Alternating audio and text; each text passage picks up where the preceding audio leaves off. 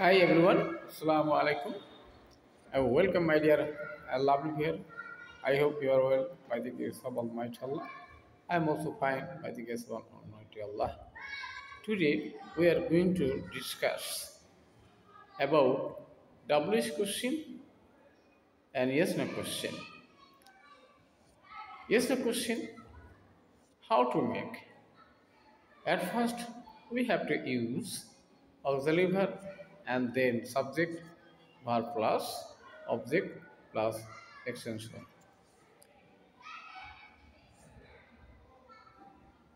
Can I do it? আমি কি এটা করতে পারি? Can't I do it? এটাকে আমি করতে পারি না? Can you help me? তুমি কি আমাকে সাহায্য করতে পারো?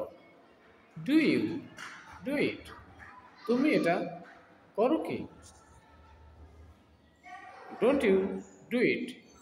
তুমি এটা করো না কি? নেক্সট আমরা যাবো বন্ধুরা, সেটা হচ্ছে WH কোশ্চেন, অর্থাৎ ইন্টারোগেটিভ প্রোনাউন থাকবে, তারপরে আমাদের থাকবে অক্সিলারি ভার্ব, তারপর সাবজেক্ট, তারপর ভার্ব প্লাস অবজেক্ট।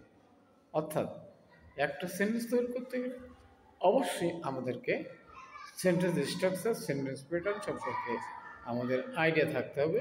সেখানে পার্সন, টেন্স সম্পর্কে কিন্তু আমরা জানতে হবে। আর একটা বিষয় হচ্ছে বন্ধুরা, আমরা যখন WH কোশ্চেন ব্যবহার করব বা সেন্টেন্স তৈরি করব, তখন কিন্তু আমাদেরকে অবশ্যই মনে রাখতে হবে। যেমন আমরা যদি বলি তুমি কী চাও, হোয়াট ডু ইউ ওয়ান্ট, তুমি কী চাও, তাহলে সেখানে কিন্তু হোয়াটটা কিসের কারণে বসেছে সেটা কিন্তু আমাদেরকে জানতে হবে। যেমন আই ওয়ান্ট এ বুক, আমি একটা বই চাই, তাহলে এখানে কিন্তু বইয়ের পরিবর্তে কিন্তু হোয়াট বসেছে।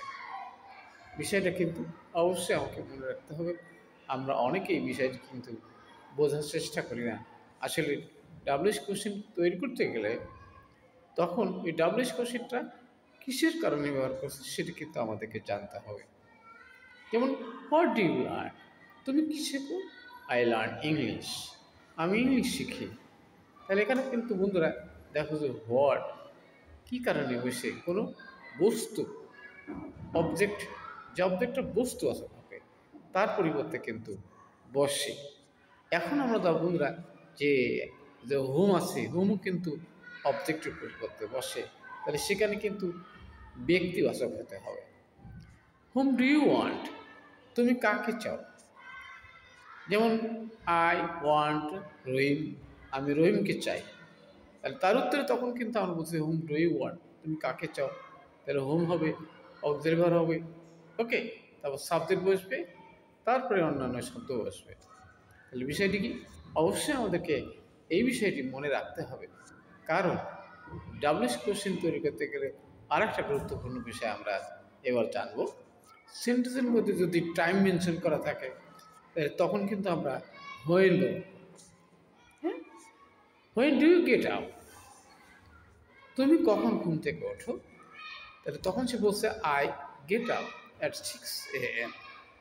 তাহলে যখনই কোনো বাক্যের মধ্যে টাইম মেনশন করা থাকবে তখন কিন্তু আমরা at the time of making WH question we have to use when।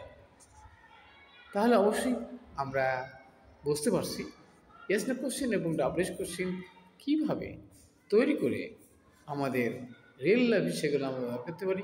আজকের ভিডিও থেকে চমৎকারভাবে বিষয়টি জানতে, আর ভিডিওটি কেমন লাগলো অবশ্যই কমেন্ট এবং রিপ্লাই করে জানিয়ে দেবা। সুন্দর সাকসেসফুল কামনা করে এখানে শেষ করছি। আল্লাহ হাফেজ।